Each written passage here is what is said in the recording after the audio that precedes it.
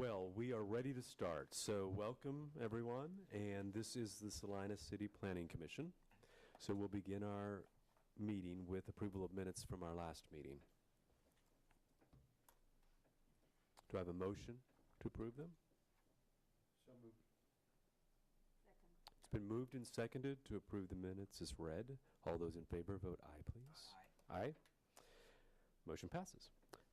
That brings us to new business. So we have one public hearing item on today's agenda, which is application Z18-21A, which is continued from our October 16th meeting. It's filed by the Planning Commission, and it is amending Article 10 signs in Chapter 42. I will let staff elaborate on that.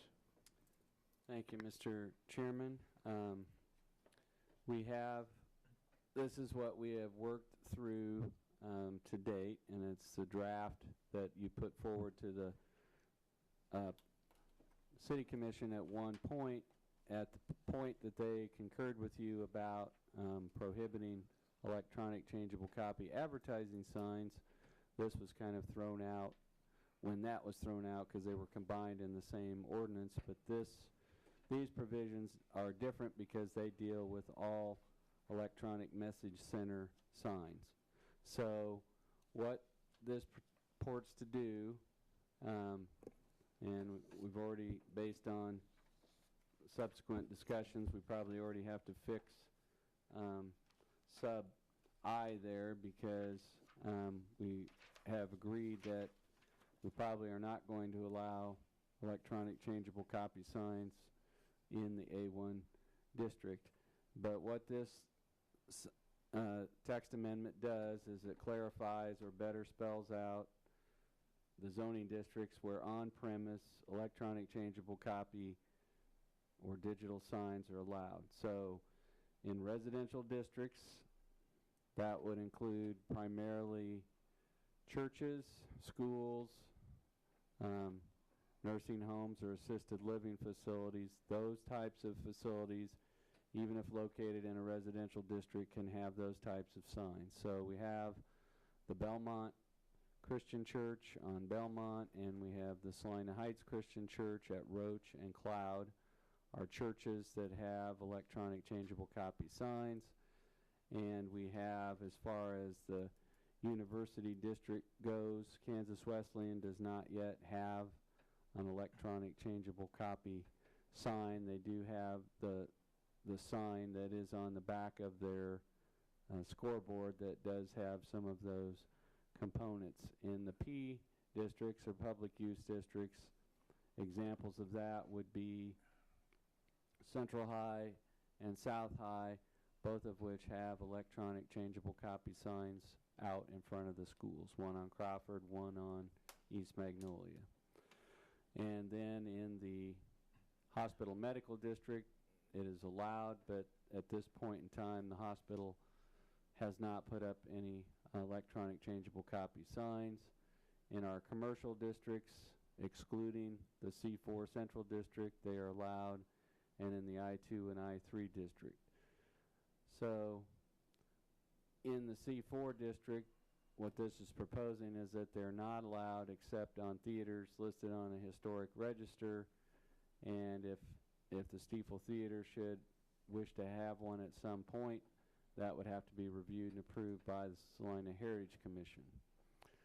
And so then the rest of this deals with the only language we have, which we'll discuss today, is that we require that electronic changeable copy signs be equipped with a photocell dimmer or some other automatic dimmer control that automatically adjusts for day-night brightness.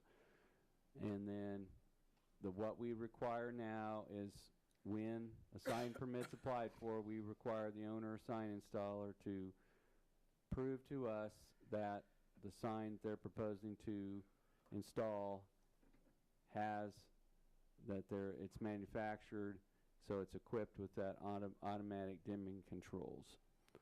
And then we have the language that deals with not having blinking, flashing, dancing, spinning, those types of graphic animations on the signs, and then how the transitions between messages go from one to the other. And we also don't allow strobe lights or signs with audible sounds or rotating beacons. So we had a business out by I-70. They wanted to put a large searchlight on top of the roof of their building as a form of signage. We do not allow those types of rotating beacons, and the airport authority tends to frown on those because they can confuse aircraft. So what you've chosen not to do is to not have any what we would call minimum dwell time. So if you have a changeable copy sign, we don't have a regulation that says you've got to maintain an image for 8 seconds or 10 seconds or whatever before you go to the next message. But the things that we want to discuss with you today are, does the Planning Commission wish to regulate sign brightness? Because sign brightness is usually the thing that we get the most complaints about, whether it's the Speedy Cash sign or the sign at Ohio and Midway or other signs. It's usually either brightness from a driver's perspective or a neighbor's perspective. And so if you do, there's two ways to go about regulating that. One is to regulate the source or the output from a sign. The other way to regulate it, which is most common, is to regulate light spill. So we would like to discuss with you today whether you want to regulate sign brightness at all, which this current text amendment as drafted doesn't have any brightness limits or controls in it. It only requires the dimmer controls.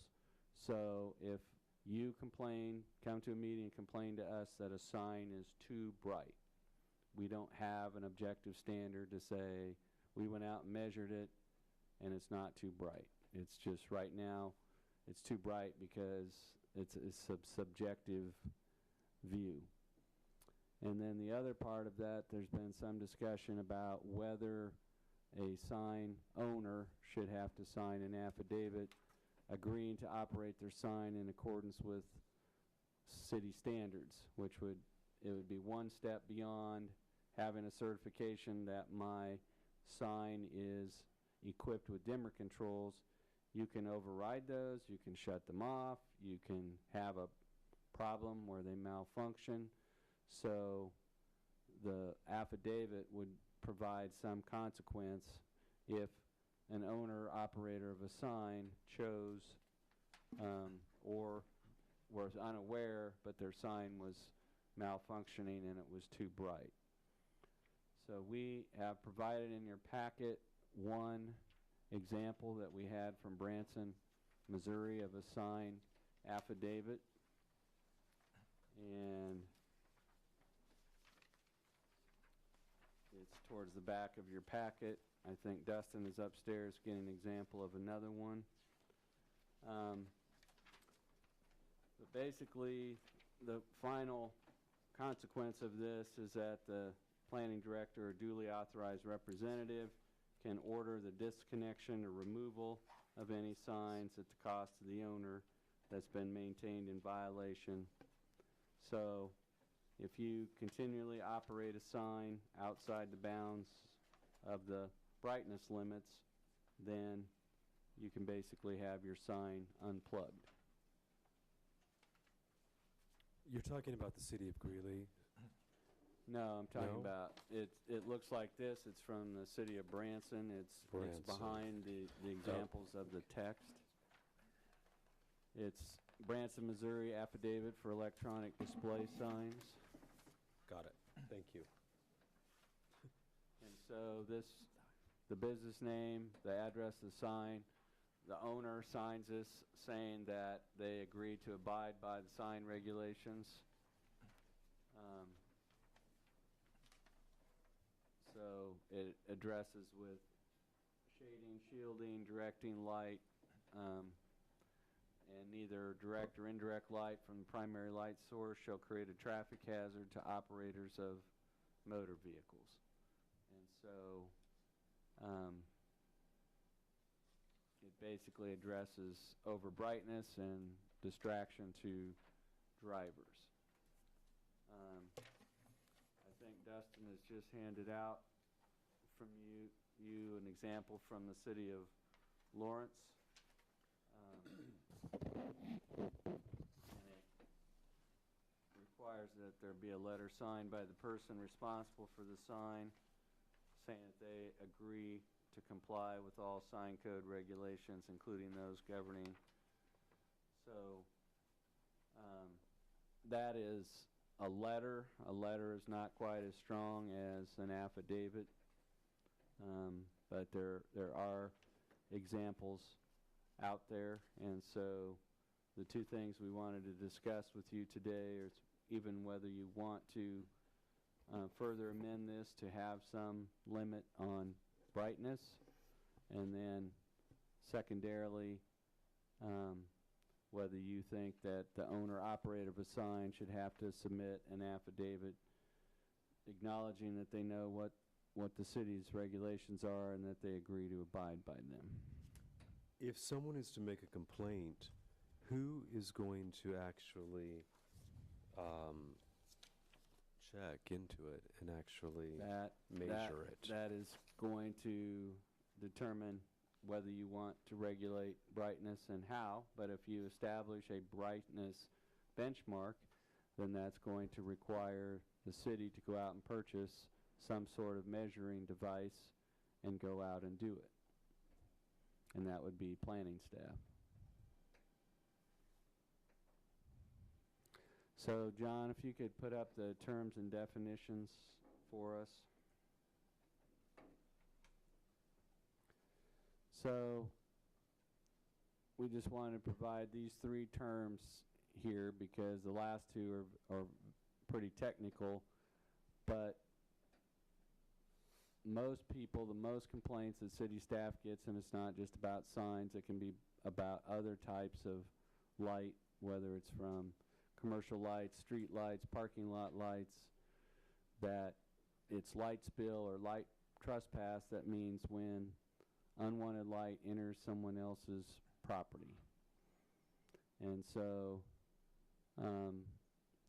there's two ways to measure the output of a sign. One is the NITS method, and what the NITS method is it essentially measures the output of light that's coming from the sign, and the other method is the foot candle method, and that is really measuring light spill and not the brightness directly produced by the sign.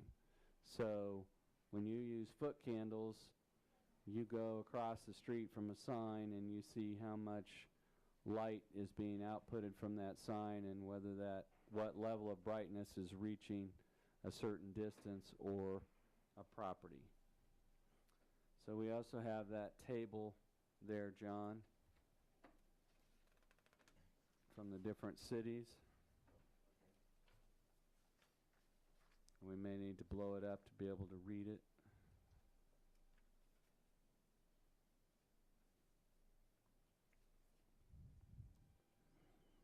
So we may need to blow that up a little bit so we can see what the table says. But if you scroll blow it up and scroll to the right, John.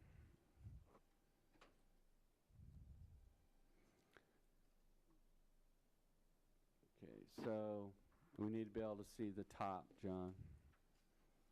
Brightness limits is can everybody see the column that says brightness limits? Okay, so we have, primarily in Kansas, we have cities that regulate foot candles, but we also have communities that regulate by NITS. And I don't think we have Lawrence in that category, and I didn't see that when I reviewed their regulations. But essentially you have cities that don't regulate, you have foot candle cities, and you have NITS cities. And the most, Wichita and Kansas City, Missouri are the primary communities that use the NITS method. And I can't see the column off to the left-hand side, John, but I believe it's Topeka, Kansas City, Kansas, and Hutchison that use the foot candles method. So if you could go to that 16-page handout that we have and go to page 3, please, John. I'll probably have to blow that up some to see it.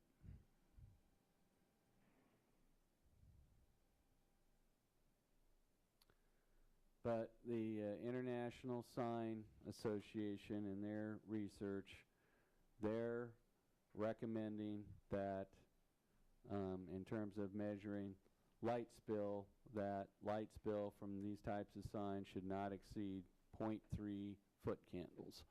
And that is the most commonly adopted standard. And what they have is, and I don't know if it will appear well in here, John, but there's a table. Is that table on this page?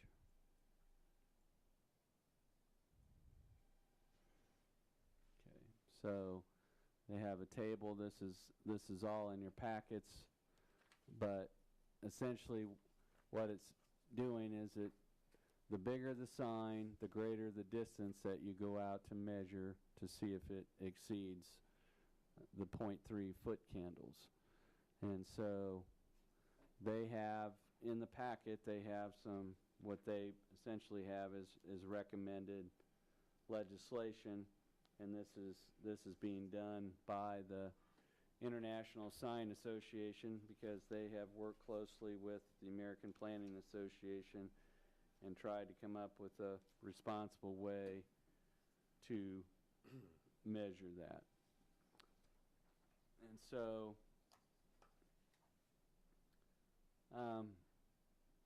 these are kind of their talking points or their arguments for regulating brightness.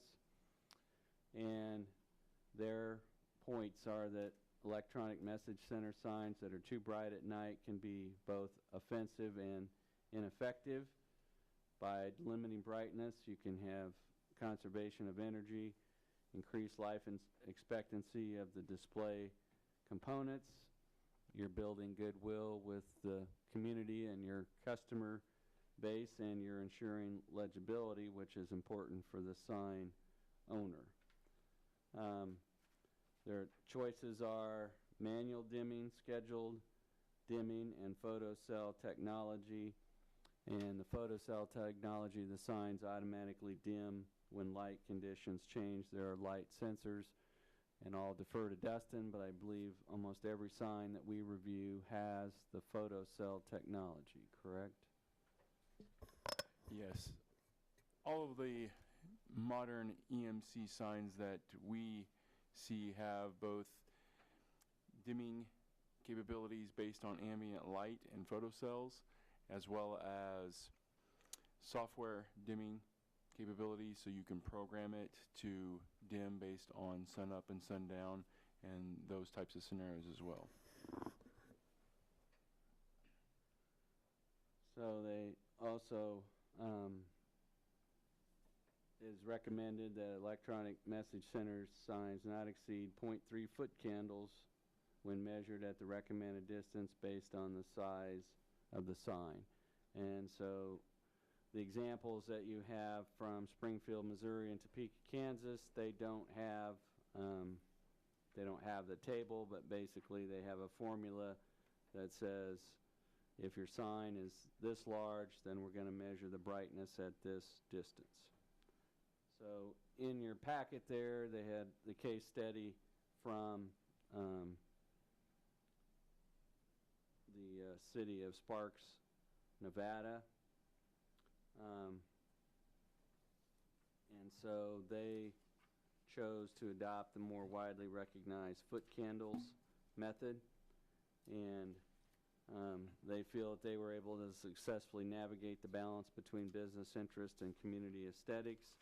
When they get a complaint about sign being too bright, they go out and measure it. When the sign is brought down to standards, they don't get complaints. And so they think that using a simple light meter to measure brightness is easier than trying to subjectively determine whether the sign is in compliance. And they felt like the NITS method was too complicated, and in some ways it's subjective. So with the light meter, it's pretty objective. You go out a distance and it either exceeds or it doesn't exceed. So those are the two methods. The City of Salina does not currently possess a light meter. And so if one of these, if you gave us direction in that course of action, then if this was adopted and we adopted 0.3 foot candles as a standard, then we would have to purchase a light meter, train ourselves up on how to use that, and that would be our method of responding to a complaint that a sign is too bright. How many EMC signs are in the community now? I know we've had that number thrown out numerous times, but I don't think we've thrown it out numerous times because I don't think we have a very You good handle counted. on it. We now know how many billboards we have, but well, we that's don't. right. We know how yeah. many billboards. We have billboards, but we don't well, know. there you go. There's something for you to do. Just kidding. How many do you think there are? Probably somewhere between 30 and 40. And how many people bring forth complaints about light spill from EMC signs, not from other sources?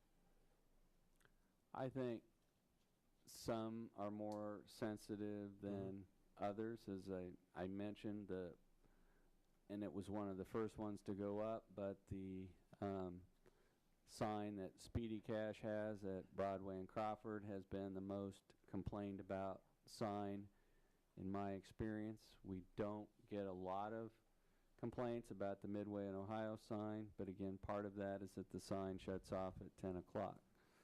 So that, I mean, all you have to do is drive South Ohio Street, and you're going to see one at Midway in Ohio. You're going to see Waters True Value has one, and then you're going to get farther south, and you're going to have the Bank 6, and you're going to have the bank that changes its name every month on the east side of the street, but they do have a changeable copy sign, and then ComCare has a changeable copy sign, and then we have signs, the two signs in the residential districts. We've gotten comments but not complaints about those, but we don't have any handle for you to tell you. We can tell you that we believe they have automatic dimmer controls. We can't tell you whether the automatic dimmer controls have been disabled and they're not functioning. We just know that they're equipped with that. But we can't, if we had 40 signs and you said, well, how many signs are in compliance with that standard, we could not answer that question. And to recap, have the owners of those signs actually signed affidavits stating that they will keep them within certain parameters? No. No. So what was the process when someone complained about like Speedy Cash sign? What happened then? We mostly had to look at the characteristics of the sign. We do have things that deal with flashing and rotating lights, so we mostly had to look at that, and we sent them notices about that. Some of the complaints about brightness, some of the complaints were about rapid movements and image changes. And so you have the general comment that the sign is distracting. So the idea behind having the language that we're talking about would be that you would actually just go out there and measure it. Period. Right. We'd be done. And it would not be subjective. It would be definite. And would you go back to the people that already have signs and then require that they sign affidavits? Is that possible even? I don't believe so. It would have to go ongoing. It would have to be something that was prospective, and maybe we can hear from Ms. Proet about what her experience has been in communities, but our thought anytime you have a text amendment change is that you're applying it proactively. The only city that I'm aware of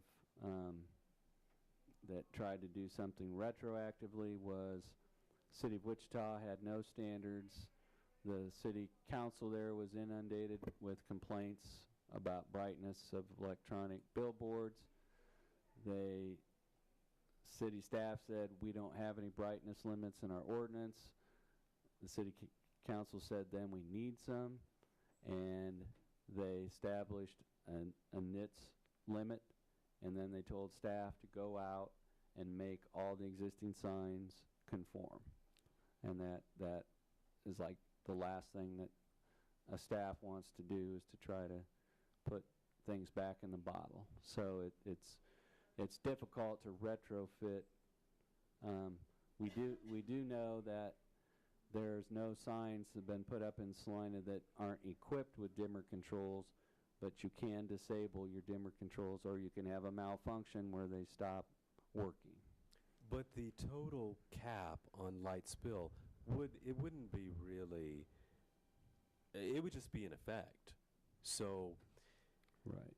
once a complaint was made, a sign like Speedy Cash would still have to comply with the current requirement. Yes, if we were starting from scratch and we gave a permit to Speedy Cash to put up a sign, and we had brightness limits and we had the limitations on the other parts, and they consistently violated those, if you had this type of affidavit, which basically says if you're found to be not, you signed this and said you would operate it in compliance, you haven't, so you are hereby ordered to disconnect your sign. But the scenario would be that we're not starting from scratch. The sign exists. The light spill is determined to be too great. You can go back retroactively on the light spill once you have that a was standard. my question. Yes. So the light spill would establish a But standard. as far as the affidavits are asking Right. people who've already put up signs, I don't believe so. But if we establish it would be the same if we had a disturbing the peace ordinance and it had a decibel limit. If you're over the limit, you're in violation. If you're not over the limit, you're not in violation. But it would give us an objective standard, and I said I myself don't feel like I have been inundated with complaints about electronic changeable copy signs. Do we have these standards for other types of lighting? Street lights? We actually Public do lighting. for, we regulate what we call the Westar spotlights, and we basically have an interpretation that says if you put a spotlight, because what Westar will do is they'll let businesses, and Taco Bell was one of the great examples, they have gotten rid of theirs and have their own lights, but before they lighted their building and parking lot by leasing spotlights from Westar, who mounted them on poles and then shot the light down off power poles, usually with a lot of spill involved, and we regulate those, and they cannot exceed the wattage of a standard street light. So if we determine that a light has more wattage than a street light, then it's considered to be a nuisance. And I have one more question. In terms of energy consumption and energy usage, is there a reason to justify a cap on the light spill based on that? Well, according Also- to the International Sign Association, that one of the advantages of dialing down the brightness is that you do reduce energy consumption. By a measurable amount? Well, what their point is that as technology is changing, they're going more and more to LED technology, but we do have some of the older electronic changeable copy signs that are not LED lighting, and it would be true for those signs. As the signs become more common or more cost effective, obviously the more signs you have, the more energy consumption you have. So anything that we can do to not increase energy consumption would be a positive. Agreed. Other questions for staff besides mine? Well, just a comment. You talked about light spill and wattage. if they use LED, that's going to increase the luminosity by hundreds of fold. And so maybe wattage isn't the best way to measure that. Well, foot candles is a way to measure what light is reaching other properties. It's not measuring the output that's at the sign. So an example of that would be probably the brightest, from a wattage or lumen standpoint, the brightest lights that you have in the city of Salina are the can lights at service stations and convenience stores that light up the islands where you pump gas. Those are easily the brightest lights, but we don't get complaints about that because the light is directed straight down onto the area where you're pumping gas. Where we get complaints is light that is aimed, that spills out into other areas. And so the former Dillon's, when it was located at Alberton, Ohio, used to have parking lot light standards. They were about 50 feet tall, and about half the light that they cast lit up the playground at Stewart School instead of their parking lot. And so we got complaints about those because they're very tall and they weren't downcast. The new Dillon store has downcast lighting that is directional so that the light is cast down on the pavement and not spilling out across the street to neighboring properties. So we try to focus on that, but we don't tell a service station the maximum lumens that they can have in a light fixture. What we do is we regulate light spill. And so when we get a lighting plan that we review from a car dealer or for a department store or something like that, they submit us a lighting plan and they're showing us what the spill is at the edges of their property, because we want to try to confine the light to their property and not have it spill over into neighborhoods. So we're trying to, this would apply the same type of standard to signs. We're not going to tell you how many watts or lumens your sign can be, but we don't want it to spill, the light to spill out on adjoining properties. Again, that is a decision. You had the table in your packet and you had the table that John had up on the screen, and what you can see is that, you know, literally half the communities in Manhattan do not have it, or in Kansas do not have a brightness limit. Manhattan does not. Lawrence does. Hutchinson does. Other communities do not. So you can see that we have the NA, and then we have the 3-foot candles, and then we have the NITS communities, but there's a large number of cities that don't have brightness limits. And all we wanted to do before we finished up this text amendment was put this before you, tell you what the options are for doing it, what it would take, and to see if there's any interest on the community. If we get a complaint about a sign being too bright, there's no objective way for us. Even if we had a light meter and we went out and measured it, we don't have any standard to measure it against. What this makes me, I'm sorry, Joan, makes me think about, if we recall the meetings regarding the sign on Ohio at the Bicentennial Center, or the Tony's at Midway. Had we have had this standard, that whole discussion would have been different, of course, because the public that came forward worried about light spill on their surrounding properties, we simply could have told them there was a cap on it and that we could measure it and make sure that it was X amount, period. But instead, it seemed like we didn't really have information or a method, or we just had to rely on them to be happy once it was up.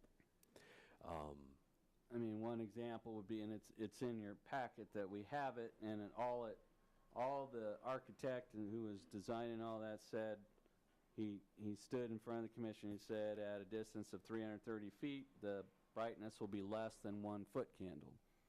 Don't know if that's 0.5, 0.3, what that would be. The other thing I would point out is that that sign, the specifications for that sign is 7,500 nits.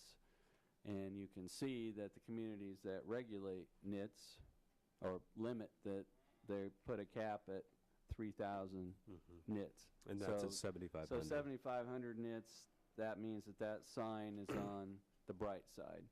What I cannot tell you is if I go across the street on Ohio, or if I go up the street on Ohio and measure it at the prescribed distance, whether it's going to be over 0.3 foot candles or not in terms of its brightness at And night. then there was a shroud.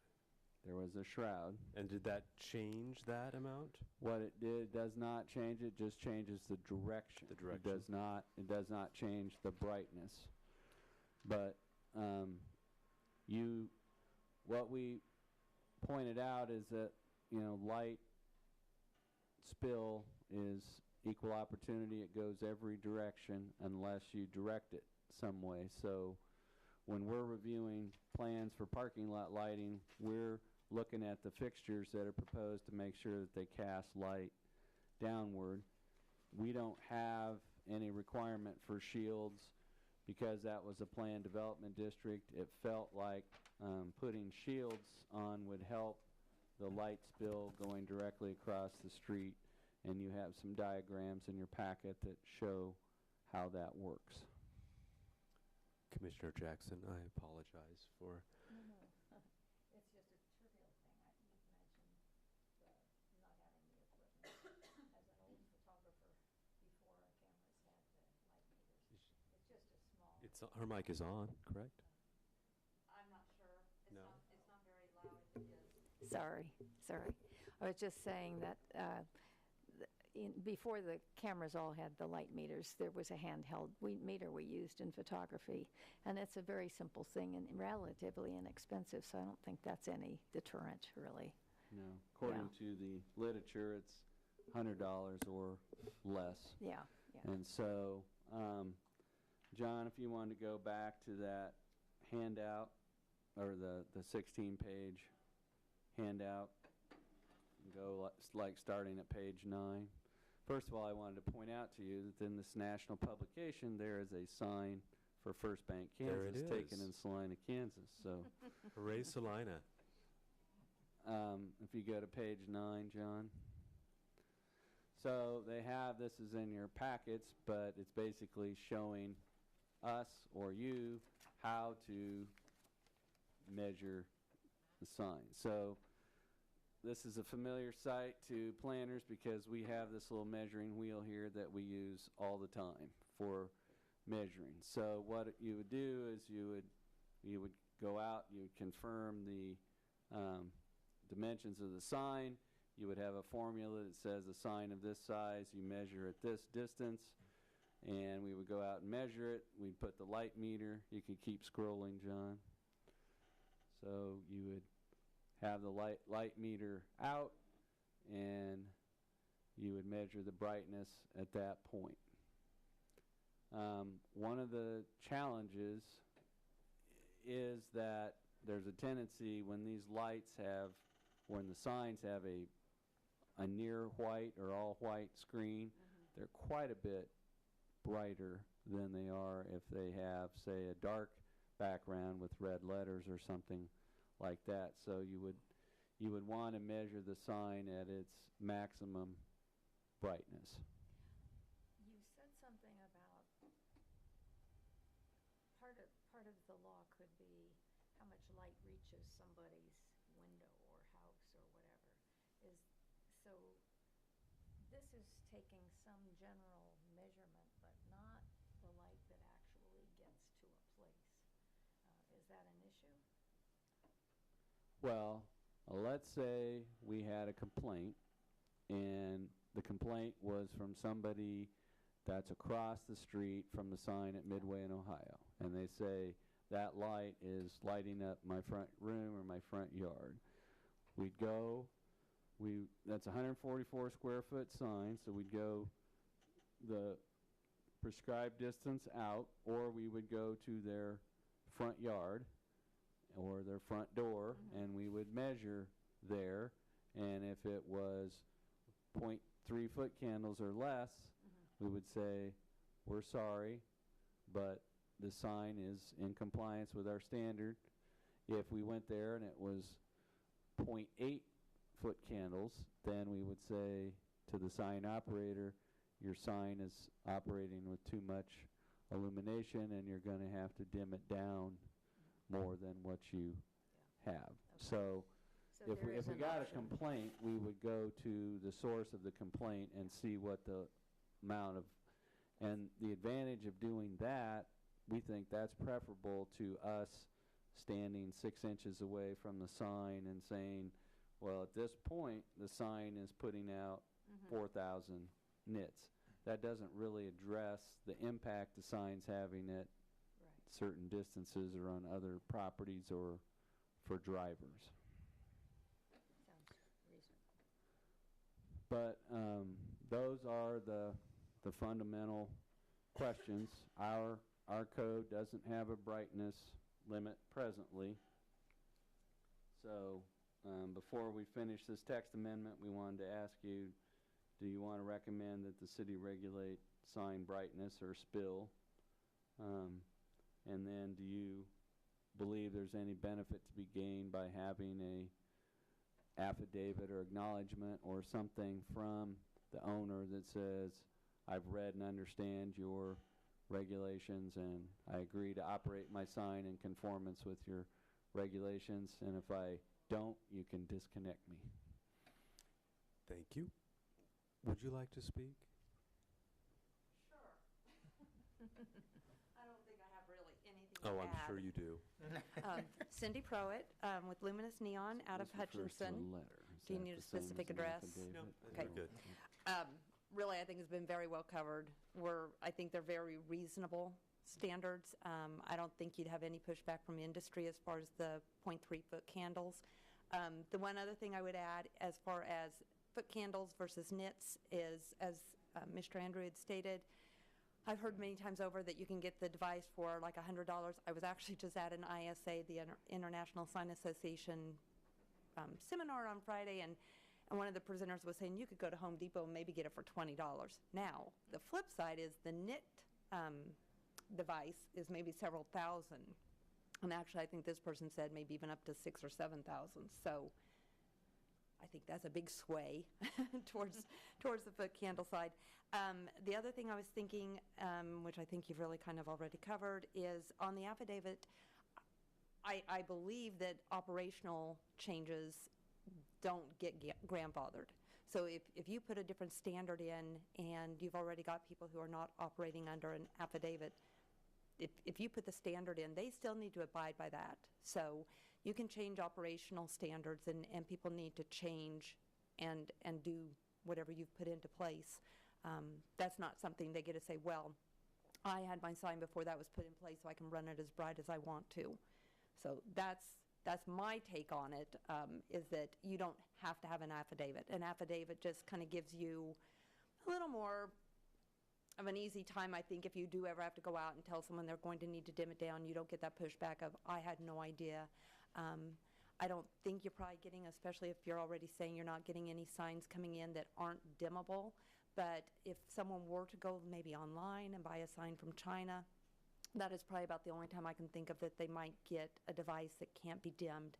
And you kind of hate the idea that someone went out and spent money on something that they're going to be against all regulations and in essence be told they can't use. And so to me, that's kind of what an affidavit does, is kind of on the front end says, hey, don't buy something you can't operate, and just so you know what the rules are before you get into this. I think that's all I've got, other than I did want to ask, just for clarification, I think on the public, there's a code reference of 42-518, and I'm assuming it's nothing big. It probably just specifies a little bit more what some of the regulations for, like running in a school district or a church or something. Yes, what we have is, in our commercial districts, we don't really have limits on how big your changeable copy sign can be, but in a public use or residential, we do. And then we limit what percentage of the sign face can be digital. So if you're in a, say for example, you're a church, you're limited to a 32 square foot sign, and only 50% of the sign face can be digital. So those apply in our residential and public use districts, but they don't apply in our commercial districts. So that's why those are referenced that way. And again, I think that's pretty reasonable and pretty standard, and I don't think you'd get a lot of pushback on that. Are you seeing trend in, as Kansas communities update their sign regulations towards incorporating a brightness limit? Yeah, I do feel like most of them, as they're going back through and doing any kind of updates, are doing so. So I do think that's pretty standard. And again, I think as people put these signs up, that's just the expectation. And I think, as we'd said one other time somewhere along the path here, really it's not advisable for a business to run it at a brightness level that people have to divert their eyes and can't look at the signs. So we would never, hope that a business is running a sign in a manner that is offensive to the neighbors. Even on that scenario where you were saying maybe someone's complaining, you go across, they're within the guidelines, maybe contact could still be made to that business owner just to see if there's anything else they can do, because again, I just would think most businesses don't want to be offensive to the neighbors that they're hopefully serving. And so most people would be agreeable. That's not to say you wouldn't hit someone who isn't, and that's where ordinances come in to be a good thing. But I think it's become quite the standard that people have a brightness level. Thank you very much. Does Okay. anyone have questions? Thank you. Yeah, is there any downside for the affidavit when you're filling out a permit from your perspective? I don't think so. And I've even kind of talked to our salespeople in the office saying, oh, I bet you guys are going to be mad. I'm bringing up doing an affidavit all over the place. And they don't act like that's any big deal at all. So they have no problem. And I think, if communities feel more comfortable having that in place, from what I'm hearing on the industry side, that's just no big deal at all. Well, I would think it'd be proactive. Mm-hmm. And there's a point for everyone involved, not just Right. us. So And like I said, to me, it really comes back more so for hopefully having people not buy something that they didn't realize they shouldn't be buying.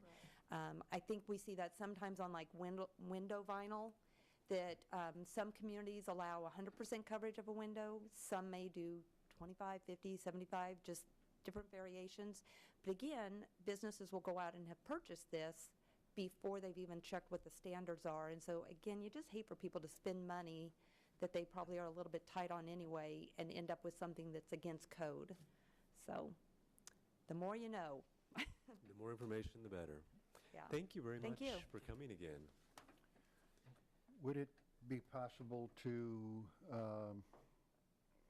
make all the existing signs conditional use permits, and any time there's a modification, then they have to apply the new rules and regulations? You wouldn't have to make them conditional to do that.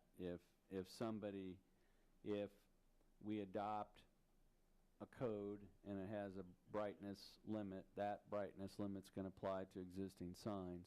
If we had an affidavit or acknowledgement, if you were modifying an electronic changeable copy sign, then at that point you would be required to sign the acknowledgement or the affidavit. And it would be incumbent on us to create a handout or something for people wanting to install those signs, so that we had a one-stop place that said, here's what the limits are, so that when somebody is basically, the one example that you have at your place there from the City of Lawrence, it says, I hereby acknowledge by printed name and signature below that I understand and will comply with the operating requirements and restrictions for EMCs that set forth in the Lawrence sign code. So if you had a modification and you added that as a requirement, then anytime anybody was modifying one of those signs, they would have to do that. But in terms of us going out and knocking on doors and saying we want you to sign this 2 years after you put your sign up, we would not do that. And then what happens in the event of ownership change? And so if business transfers ownership, the sign transfers ownership, the new owner has not actually signed an affidavit.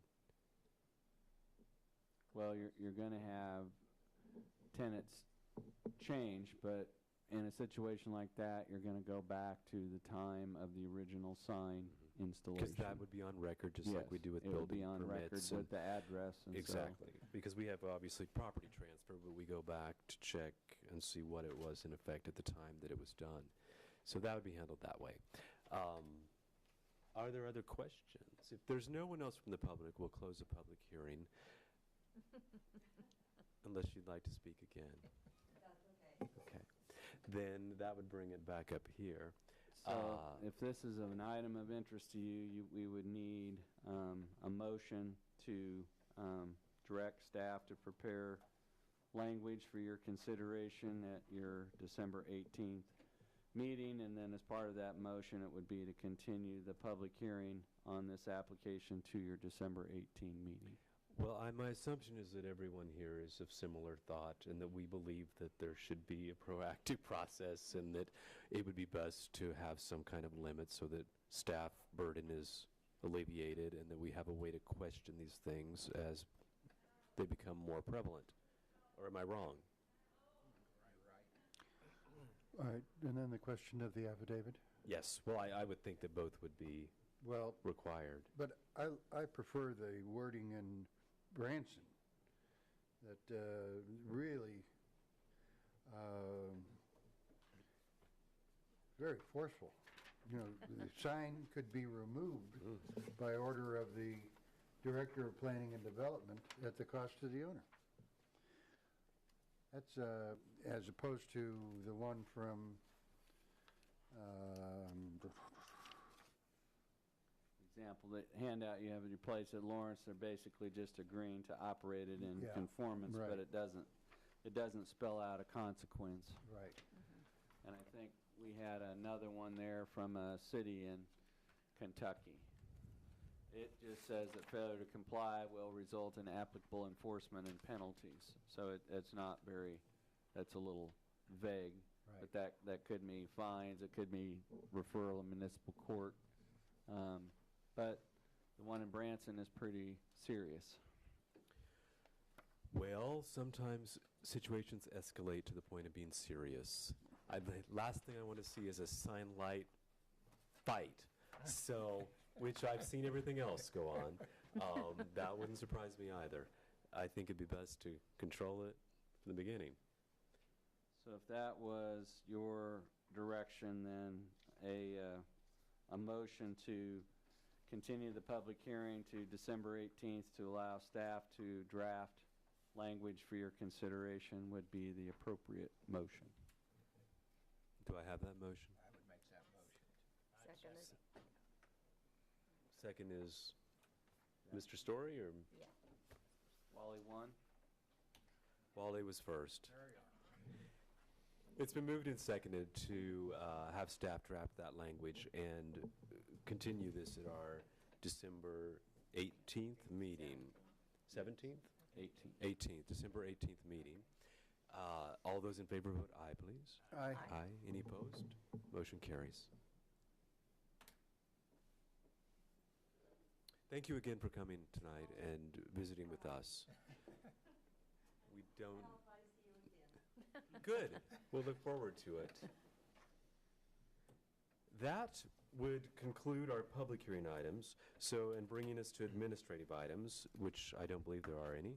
We do not have any preliminary discussion items. I would just mention to the commission that planning staff's winter big project is we're going to be working on what we'll refer to as a downtown entertainment ordinance, and we're going to try to address things like busking, which is music on the sidewalks or streets, push cart, food carts on the sidewalks or plazas, food trucks, things of that nature, and to try to set up both to allow for those things, to increase downtown activity, but also to establish regulations for those. In many cases, we're simply silent on that. So we're going to be working with downtown constituent groups, and we may very well bring some items to the Planning Commission. So we just wanted to let you know that that is our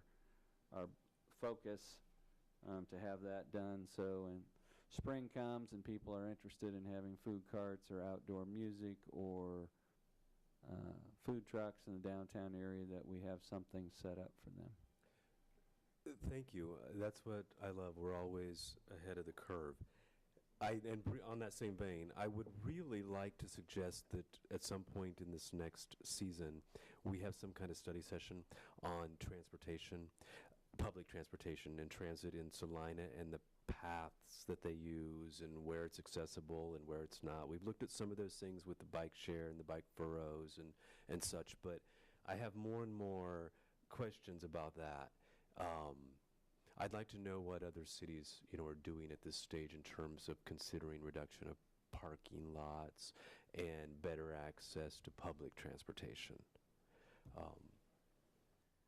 I know that OCCK would be very happy to be involved in that, and there are several other entities that would like, I think, discussion on that topic. So if we could do that, I don't want to overburden staff, because you always are in the process of preparing information, but I think that that is a timely and relevant subject, not only in terms of energy consumption, in development, and in the expansion of our community. So, under unfinished or other business, just so you're aware, your December 4th meeting, the 2019 Capital Improvement Program will be presented for your review, so you can review and comment on projects that have been identified for the 2019 Capital Improvement Program. One interesting thing that staff continues to work on is that in the 2018 CIP, we had a police training facility and shooting range, and we don't quite have that done for 2018. And so for your benefit, you approved a conditional use permit for the Yost Drive location for that. The City Commission has moved towards exploring locating that on West North Street, west of Broadway, adjacent to the Center Fire shooting range building, which ceased operations before it began. And so if there is, if that becomes the site, then there will be some land use applications relating to that location that'll come before the Planning Commission. But I just wanted to point out that in the 2018 Capital Improvement Program, that was a 2018 project that's now probably going to be 2019. And then December 18th, we have an application. There's a property that is zoned for single-family use. It was historically used for multifamily dwelling. It was more than 50% damaged by fire, and it would be limited to a single-family dwelling under current codes, but the applicant wishes to apply for a zoning change to restore it back to multifamily. So that will be on your agenda the 18th. Is that on 9th Street? As on 9th Street. There's a sign there now? 622 South 9th. There's a sign up in front of Yes. me. And then I had one question regarding application that we had already approved, and that is that storage place south of Kmart. The one, because all I see from the street is a whole lot of things in Western a Extra Light. storage thing that I didn't think we were supposed to see from the street. Okay, did we not get a fence permit application for that?